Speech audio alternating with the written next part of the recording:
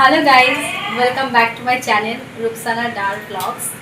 তো আজকে অনেক অনেক অনেক দিন পর, প্রায় বছর খানেক পর আমি ব্লগটা আপলোড করছি, মানে একটা ব্লগ আপলোড করছি যে আমি আমার বাচ্চাকে কী কী খাওয়াই। তো সেই রিগার্ডিং একটা ব্লগ আমি আপলোড করছি যে কী খাওয়াই বা সেই খাবারটা বানানোর প্রসেসটা কী।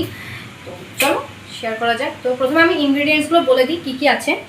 তো প্রথমেই এখানে আমি 7 থেকে 8 রকমের ডাল নিয়েছি, যেটা পরিমাপটা ওই 300 থেকে 400 গ্রাম হবে। আর তার সাথে এখানে আছে সেম পরিমাণের চাল, এটা হচ্ছে ঘরের চাল, ঠিক আছে, এটা কেনা চাল না, এটা ঘরের চাল। আর তার সাথে আছে পেস্তা, এটা প্রায় 50 গ্রাম মতো আছে। তারপরে আছে এটা কাঠবাদাম, যেটা আমন্ড, এটা হচ্ছে প্রায় 100 গ্রাম মতো আছে। চীনা বাদাম, এটাও 100 গ্রাম মতো আছে। এখানে আছে সোয়া সিড, এটাও ওই 50 মতো আছে। এখানে আছে জোয়ার, বাজরা আর রাগি, যেটা আমি একসাথে মিক্স করেই আর কি শুকিয়েছিলাম ধুয়ে। তো এখানে আছে এগুলো 100 করে আছে প্রত্যেকটা, টোটাল 300 গ্রাম। এখানে আছে কাজু, এটাও প্রায় 100 গ্রাম মতো আছে। আর এখানে আছে ভুট্টা, এটা প্রায় ওই 300 350 এরকম মতো আছে। আর এখানে আছে মিক্স সিড, এখানে সব রকম সিড আছে, সানফ্লাওয়ার, তারপরে হচ্ছে চিয়া সিড, তিসি, তারপরে হচ্ছে আপনার পামকিন সিড। তো এই সিডগুলো সব মিক্স আছে আর কি, মিক্স সিড। দোকানে গিয়ে বা কোনো একটা হাইপার মার্টে গিয়ে বললেই মানে বা সার্চ করলে পেয়ে যাবে এই সিডটা। তো এখানে এগুলো আমি সমস্ত কিছু ধুয়ে নিয়েছি, বাদামগুলো বাদ দিয়ে এখানে আমি সমস্ত কিছু ধুয়ে নিয়েছি। ধুয়ে সেগুলোকে রোদে শুকিয়ে ভালো করে রোদ দিয়ে শুকিয়ে নিয়েছি। এবার এটা যেটা মেকিং প্রসেস সেটা আমি তোমাদেরকে দেখাবো। এগুলোকে প্রথমে ভালো করে সটে মানে ভেজে নিতে হবে, খোলা কড়াতে যেটা বলে, মানে শুকনো খোলায় আর কি, শুকনো খোলায় ভেজে নিতে হবে। বাইরে খুব জোরে বৃষ্টি হচ্ছে আর মেঘ করেছে, একটু একটু ভয় লাগছে। তো চলো প্রসেসটা শুরু করা যাক। আমার ছেলে এখন বয়স 2 বছর, আর এটা আমি ওকে 1 বছর থেকে খাওয়াই।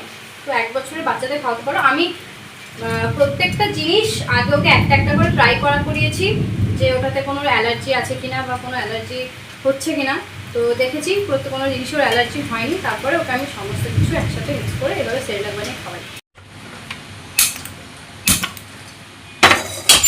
তো এখানে আমি গ্যাসটা ধরিয়ে নিয়েছি, কড়াইটা বসিয়ে দিয়েছি। এবার আমি একটু চিমনির লাইটটা জাস্ট নেবো, চিমনি জ্বালাবো না। তো ও শিট, চিমনিটা তো জ্বলবেই না, কারেন্ট নেই, কারেন্ট চলে গেছে, এটা ইনভার্টারে চলছে। তো ইটস ওকে, চলো প্রথমে স্টার্ট করি। প্রথমে হচ্ছে চালটাকে, এই যে চালটাকে প্রথমে ভেজে নেব। তো প্রথমে চালটা ভেজে নিই। চালটাকে দুবারে ভাজবো যাতে চালটা সুন্দরভাবে ভাজা হয়, এমন যেন না হয় যে চাল ভাজা হয়ে গেছে। চালটা যেন চাল ভাজা না হয়ে যায়। পোলাইটলি খুব লো ফ্লেমে সুন্দর করে ভাজতে হবে যেন সিদ্ধ হতে সুবিধা হয়। এই যে চালটা আমার ভাজা হয়ে এসছে, এবার আমি চালটাকে নামিয়ে নেব।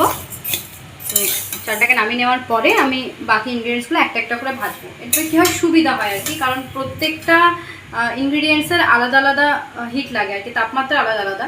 তো ওই জন্য আমি আলাদা আলাদা করে ভাজি যাতে ভাজাটা সুন্দর হয়। পরে যখন এগুলোকে আমি মিক্সিতে গুঁড়ো করবো, চালবো, তখন পরেটাকে আমি একসাথে মিক্স করে নিই। তো চলো, চালটা হয়ে গেছে, এবার আমি ডালগুলো ভেজে নিই। ডালগুলো এরকম অল্প অল্প করে ভাজবো, তাহলে ভাজাটা সুন্দর হবে। কারণ ডালটা ভাজতে প্রচুর সময়, মানে যে ডালটা রয়েছে ডালটা ভাজতে প্রচুর সময় লাগে। আর ডালটাকে একটু ভালো করে ভাজতে হবে, কারণ নইলে মানে যখন ওটা পুরোটা বানানো হয়ে যায় তখন যখন টেস্ট করে সেরেলাকটা, টেস্টটা একটু কেমন মানে তেতো লাগে আর কি। তো ওই জন্য ডালটাকে একটু ভালো করে ভাজতে হবে। তাপ লেগেছে এদিক থেকে লাইটের ফোকাসটা ভালো হয়ে গেছে। কন্টিনিউয়াসলি এভাবে নেড়ে যেতে হবে, নইলে কিন্তু ডালগুলো পুড়ে যাবে। ভুট্টা, তো এই ভুট্টাগুলো হচ্ছে খুব একটা ভালো না, কারণ এগুলো অফ সিজনের। তো যখন সিজন থাকবে তখন একবারে কিনে নিলে ভালো হয়। আমার ওটা কেনা হয়নি, তাই এই ভুট্টাগুলো খুব একটা ভালো না। তবুও চলো দেওয়া যাক। ভুট্টাটা ভেজে নেব। ডাল ভাজা কমপ্লিট, ভুট্টাটা ভেজে নিয়ে বাকিগুলো আস্তে আস্তে ভাজবো। আর হ্যাঁ, আরেকটা জিনিস বলতে ভুলে গেছি, যেটা আমি আরেকটা জিনিস অ্যাড করি, সেটা হচ্ছে এই মাখানাটাও আমি অ্যাড করি। এটা আমি ঘিয়ে ভাজি, ঘিয়ে ভেজে তারপর এটা গুঁড়ো করে ওটাকে আমি এর সাথে মিক্স করে দিই। তো মাখানাটাও তোমরা দিতে পারো, মাখানাটা খুব হেলদি একটা ফুড বাচ্চাদের জন্য, বাচ্চা কেন বড়দের জন্য খুব একটা হেলদি ফুড এটা। তো মাখানাটা দিতে পারো তোমরা। জোয়ার, বাজনা আর রাগি তিনটে জিনিস একসাথে এটা আছে, ওটা ভেজে নেবো। ওটা আমার ননদকে ভাজতে দেবো, কারণ আমার খুব গরম লেগে গেছে, ও একটু ভাজবে, মানে যে আমার ক্যামেরাম্যান। আমার ননদ কম, আমার বান্ধবী বেশি। তো চলো ও ভাজুক, আমরা ওকে একটু ক্যামেরা করি। ভাজ, ভালো করে ভাজ, শিখে নে, এখনই বিয়ের পর কাজে লাগবে, ছেলে মেয়ে হবে যখন। একটু ট্রেনিং দিচ্ছি আর কি আমার ননদিনী। করছি বাদামের পর্ব। তো প্রথমে ভেজে নেবো চীনাবাদামটা। তো চীনাবাদামটা কড়াই দিয়ে দিই, চলো। এটাও ননদিনী ভাজবে, আমি বসে বসে একটু হাওয়া খাবো। উনকে ঘর মে উম্র ভর রানী বন কে रहूंगी मैं, उसके बाद याद नहीं मुझे।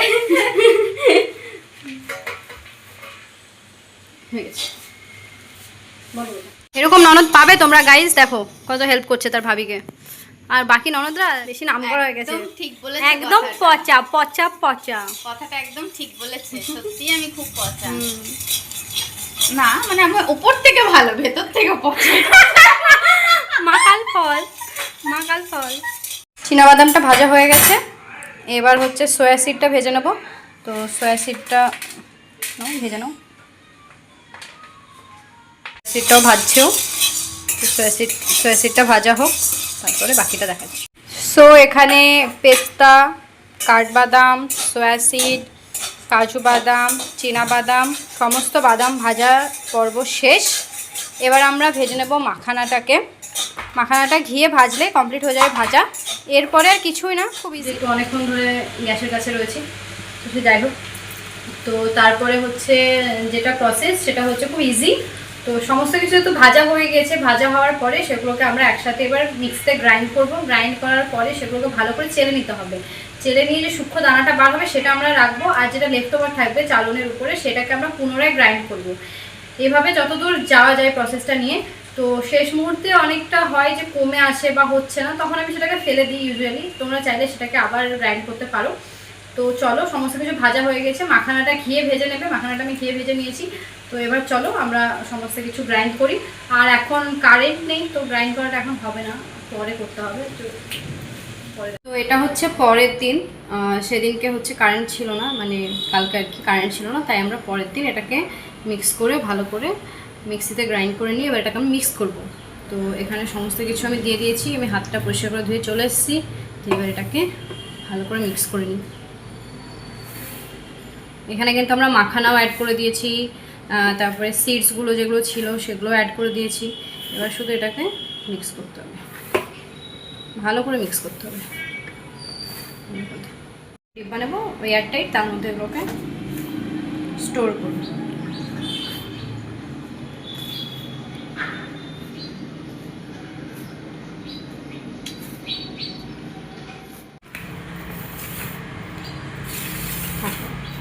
তো এই যে আমি যতটা বানিয়েছি ওটা আমার এই দুটো কৌটোতে হয়েছে। এটা আমার কিছু না হলে 1.5 থেকে 2 মাস হয়ে যাবে। আর তার সাথে এর পাশাপাশি আমি এই পাউডারটা বানিয়েছি। এই পাউডারটা হচ্ছে আমি ওকে সকালে র দুধের সাথে মিক্স করে দুটো করে খেজুর দিয়ে এরকমভাবে খাওয়াই। তো এটার রেসিপিটা জানতে চাইলে সেটাও বলতে পারো, আর কমেন্ট করতে পারো আমাকে। আর এইখানটা একটা লাড্ডু বানিয়েছি, এটাও আমি জাভির জন্য বানিয়েছি, মানে আমার ছেলের জন্য আর কি। তো এটা আমি ওকে স্ন্যাক্স হিসেবে দিই। তো এটার রেসিপিও যদি জানতে চাও সেটার জন্য কমেন্ট করতে পারো। সো আজকের ভিডিওটা এতটাই। Thank you for watching.